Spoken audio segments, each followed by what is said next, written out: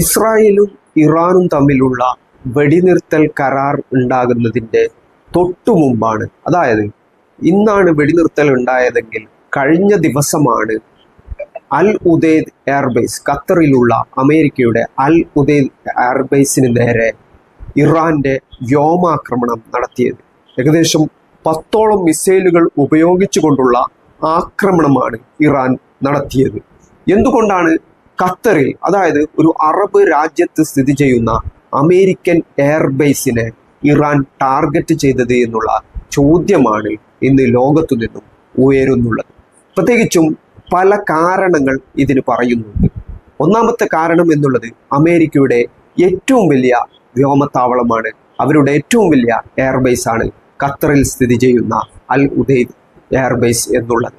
അതുകൊണ്ട് തന്നെ മറ്റൊരു പരമാധികാര രാജ്യത്ത് സ്ഥിതി ചെയ്യുന്ന എയർബേസ് ആയിട്ട് പോലും ഈ എയർബേസ് ഉപയോഗിച്ചുകൊണ്ടാണ് അവർ ഇറാന് നേരെയുള്ള ആക്രമണങ്ങൾ നടത്തിയതെന്നും, അല്ലെങ്കിൽ ഇസ്രായേലിനുള്ള ലോജിസ്റ്റിക് സഹായങ്ങൾ, ഇസ്രായേലിനുള്ള ആയുധങ്ങൾ കയറ്റുമതി ചെയ്യുന്നത് എന്നുമുള്ള ഒരു റിപ്പോർട്ട് ഇതിനു മുമ്പ് വന്നിരുന്നു. അതായത് ഈ ഖത്തറിലുള്ള അൽ ഉദൈദ് എയർബേസ് ഉപയോഗിച്ചുകൊണ്ടാണ് അമേരിക്ക അവരുടെ മിഡിൽ ഈസ്റ്റിലുള്ള അവരുടെ പ്രവർത്തനങ്ങൾ നടത്തിക്കൊണ്ടിരിക്കുന്നത്.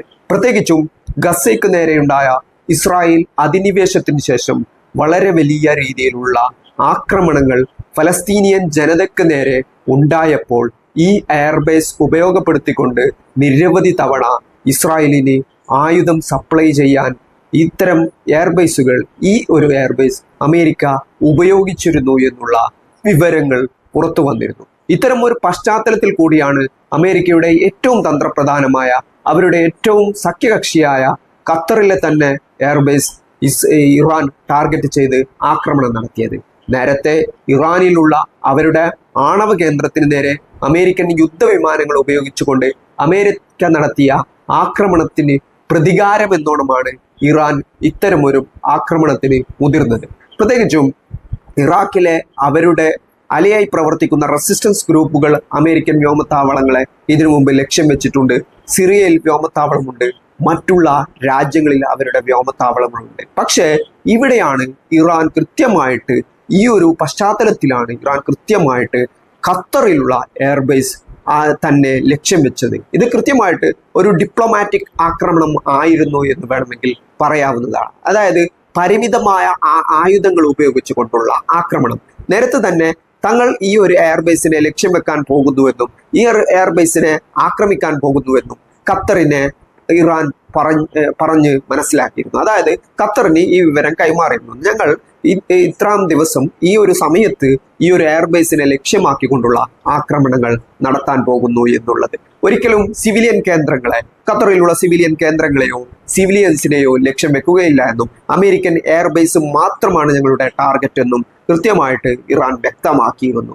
ഇതിന്റെ ഒരു പശ്ചാത്തലത്തിലാണ് നിലവിൽ ഈ മിഡിൽ ഈസ്റ്റിലെ രാജ്യങ്ങളിൽ, ഗൾഫ് രാജ്യങ്ങളിൽ, പ്രത്യേകിച്ചും ഇറാനുമായിട്ട് നേരത്തെ തന്നെ സൗഹൃദ ബന്ധം പുലർത്തിപ്പോരുന്ന രാജ്യമാണ് ഖത്തർ.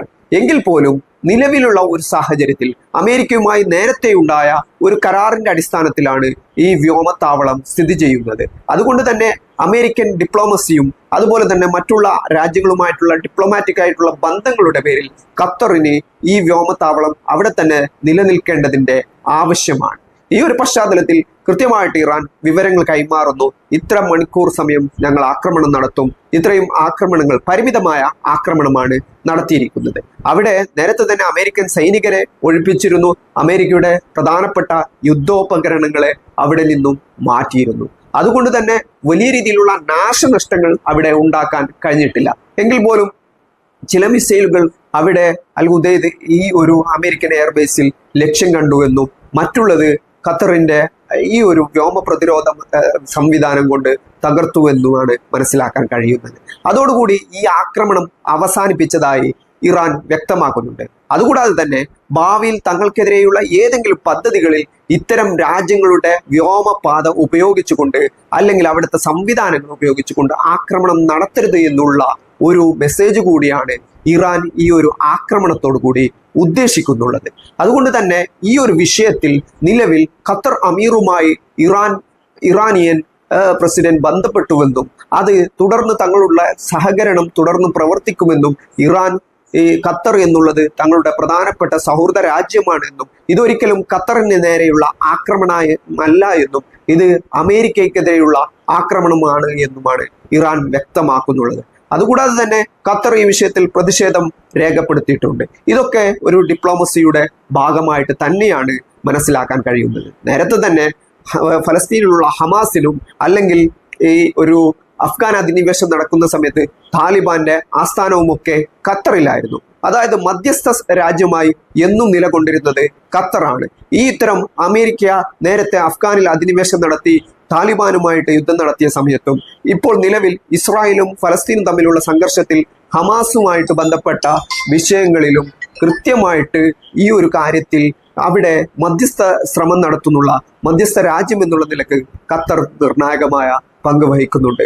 അതുകൊണ്ട് തന്നെയാണ് ഇത്തരം ഒരു തന്ത്രപ്രധാനമായ പൊസിഷൻ ഖത്തറിനെ സംബന്ധിച്ചിടത്തോളം ഉള്ളത്. ഈ ഫലസ്തീനിലെ ഹമാസിനുള്ള ഹെഡ്ക്വാർട്ടേഴ്സും അല്ലെങ്കിൽ താലിബാന്റെ ഓഫീസും ഒക്കെ അമേരിക്കയുടെ ഡിപ്ലോമസിയുടെ ഭാഗമായി കൊണ്ട് തന്നെ അമേരിക്കയുമായിട്ടുള്ള നയതന്ത്രത്തിന്റെ ഭാഗമായിട്ട് തന്നെയാണ് അവർക്കും അനുവദിച്ചു കൊടുത്തിട്ടുള്ളത്. നേരത്തെ ഈ ഒരു അമേരിക്ക ഹിറ്റ് ലിസ്റ്റിൽപ്പെടുത്തിയിട്ടുള്ള അവരുടെ തീവ്രവാദ പട്ടികയിൽ ഉൾപ്പെട്ടിട്ടുള്ള ഹമാസോ അല്ലെങ്കിൽ അമേരിക്കൻ തീവ്രവാദ പട്ടികയിലുള്ള താലിബാനോ ആയിട്ട് അമേരിക്കയ്ക്ക് ഒരിക്കലും നേരിട്ട് സംസാരിക്കാൻ സാധ്യമല്ല. കാരണം അവർ ഇവരെ തീവ്രവാദി പട്ടികയിലാണ് ഉൾപ്പെടുത്തിയിരിക്കുന്നത്. അതുകൊണ്ട് തന്നെയാണ് ഖത്തർ എന്നുള്ള രാജ്യത്തെ ഇതിനെ മധ്യസ്ഥ ശ്രമങ്ങൾക്ക് വേണ്ടി ഇത്തരം മധ്യസ്ഥ ചർച്ചകൾക്ക് വേണ്ടി അമേരിക്ക ഉപയോഗപ്പെടുത്താറുള്ളത്. നേരത്തെ ഇറാനുമായിട്ടുള്ള ചർച്ചകൾക്ക് ഒമാനായിരുന്നു മധ്യസ്ഥത വഹിച്ചു തരുന്നതെങ്കിൽ ഈ ഒരു ഈ താലിബാനുമായിട്ടുള്ള അല്ലെങ്കിൽ ഹമാസുമായിട്ടുള്ള വിഷയങ്ങളിൽ ഖത്തറാണ് മധ്യസ്ഥത വഹിച്ചു വരുന്നത്. ഏതായാലും നേരത്തെ വിചാരിച്ചതുപോലെ ഇറാഖിലെയോ അല്ലെങ്കിൽ സിറിയയിലെയോ ഏതെങ്കിലും വ്യോമത്താവളങ്ങളെ ആയിരിക്കും ഇറാൻ ലക്ഷ്യം വെക്കുക എന്നും മിഡിൽ ഈസ്റ്റിലേക്ക് ഇതൊരിക്കലും പടരുകയില്ല എന്നും തോന്നിയെടുത്തു നിന്നും അത്തരം ചിന്താഗതി ഉടലെടുത്തെടുത്തു നിന്നാണ് അതിൽ നിന്നും മാറ്റങ്ങളുണ്ടായ സംഭവങ്ങൾ ഇറാൻ ചെയ്തിരിക്കുന്നത്. അതായത് മിഡിൽ ഈസ്റ്റിലെ ഏറ്റവും വലിയ സാമ്പത്തിക ശക്തിയായ അല്ലെങ്കിൽ ഏറ്റവും വലിയ ഒരു പ്രധാനപ്പെട്ട രാജ്യമായ ലോകത്തെ സംഭവ വികാസങ്ങളിൽ നിർണായകമായ ഇടപെടലുകൾ നടത്തിക്കൊണ്ടിരിക്കുന്ന ഖത്തറിലാണെങ്കിൽ പോലും അത്തരം താവളങ്ങൾ ഞങ്ങൾ ലക്ഷ്യം വെക്കുമെന്നാണ്. രണ്ട് രീതിയിലുള്ള സാഹചര്യങ്ങൾ ഇത് ഉണ്ടാക്കിയേക്കാം. ഒന്നാമത്തെ സാഹചര്യം എന്നുള്ളത് ഈ മിഡിൽ ഈസ്റ്റിനെ ഒന്നാകെ ഇറാൻ വലിയ പ്രശ്നമാണ് എന്ന് ഇത്തരം ഒരു ആക്രമണം കൊണ്ട് അമേരിക്കക്ക് അത്തരം ഒരു PR വർക്ക് അവിടെ നടത്തി അവരുടെ മറ്റൊരു രീതിയിലുള്ള പ്രവർത്തനങ്ങൾ നടത്താൻ സാധിച്ചേക്കാം. അല്ല എങ്കിൽ മറ്റൊരു പ്രധാനപ്പെട്ട പ്രശ്നമുള്ളത് മിഡിൽ ഈസ്റ്റിലുള്ള ജനത എന്നുള്ളത്. ഇത്തരം മിഡിൽ ഈസ്റ്റിൽ അമേരിക്കയ്ക്കുള്ള വ്യോമത്താവളങ്ങളിൽ ഉള്ള രാജ്യങ്ങളിൽ ജീവിക്കുന്ന ജനത എന്നുള്ളത് അവർ കൃത്യമായിട്ട് ഇത് അമേരിക്കൻ വ്യോമത്താവളങ്ങൾ ഇവിടെ സ്ഥിതി ചെയ്യുന്നത് തങ്ങൾക്ക് ഭീഷണിയാണ് എന്നും അല്ല എങ്കിൽ ആ വ്യോമത്താവളങ്ങളെ അവിടെ നിന്നും മാറ്റണമെന്നുള്ള ആവശ്യങ്ങൾ ഉയർത്തിക്കൊണ്ട് വന്നേക്കാം. മറ്റൊരു പ്രശ്നമുള്ളത് അത്തരം പ്രശ്നങ്ങൾ ഉയർന്നു വന്നാൽ അല്ലെങ്കിൽ ഇറാൻ ഒരു ത്രെട്ടാണെന്ന് കണ്ടുകൊണ്ട് ഇത്തരം രാജ്യങ്ങൾ അമേരിക്കയുമായി സഹകരിച്ച് ഭാവിയിൽ മുമ്പോട്ട് പോയാൽ അത് ഇറാനും കൂടുതൽ ദോഷകരമായ കാര്യങ്ങളിലേക്ക് വന്നു ഭവിക്കാൻ സാധ്യതയുണ്ട്. ഏതായാൽ പോലും ഇതിന്റെ പ്രധാനപ്പെട്ട പ്രശ്നമുള്ളത് നേരത്തെയുള്ള ഫലസ്തീൻ വിഷയവും തൂഫാനുൽ അക്സ ഹമാസ് തുടങ്ങി വെച്ച തൂഫാനുൽ അക്സയും അതിനെ തുടർന്നുണ്ടായ സംഭവ വികാസങ്ങളും കൂടിയാണ് ഇതൊക്കെ ഇപ്പോൾ ഈ രീതിയിൽ ആകാനുള്ള സാഹചര്യത്തിലേക്ക് എത്തിയത്. അതായത് ലോകത്ത് മിഡിൽ ഈസ്റ്റിലായാലും മറ്റുള്ള ഇത്തരം മേഖലകളിലായാലും സമാധാനപൂർണമായ അല്ലെങ്കിൽ സന്തോഷകരമായ ഒരു ജീവിത അവസ്ഥയിലേക്ക് വരണമെങ്കിൽ തീർച്ചയായും ഫലസ്തീൻ വിഷയം പരിഹരിക്കേണ്ടത് ഫലസ്തീൻ എന്ന സ്വതന്ത്ര രാജ്യം ഉടലെടുക്കേണ്ടതുണ്ട് എന്ന് തന്നെയാണ് ഇത് വ്യക്തമാക്കുന്നത്. അല്ലാത്ത പക്ഷം നിലവിലുള്ള ഈ സാമൂഹിക ഘടനയിൽ ഈ രാജ്യങ്ങളിലൊക്കെ പ്രശ്നങ്ങളും കുഴപ്പങ്ങളും നിരന്തരമായി ഉണ്ടായിക്കൊണ്ടേയിരിക്കുമെന്നും അമേരിക്കയുടെയും ഇസ്രായേലിന്റെയും സാന്നിധ്യം കൂടുതൽ പ്രശ്നങ്ങളിലേക്ക് ഇതിനെ വലിച്ചിഴക്കുമെന്നുമാണ് ആത്യന്തികമായിട്ട് മനസ്സിലാക്കേണ്ട പ്രധാനപ്പെട്ട പാഠം എന്നുള്ളത്.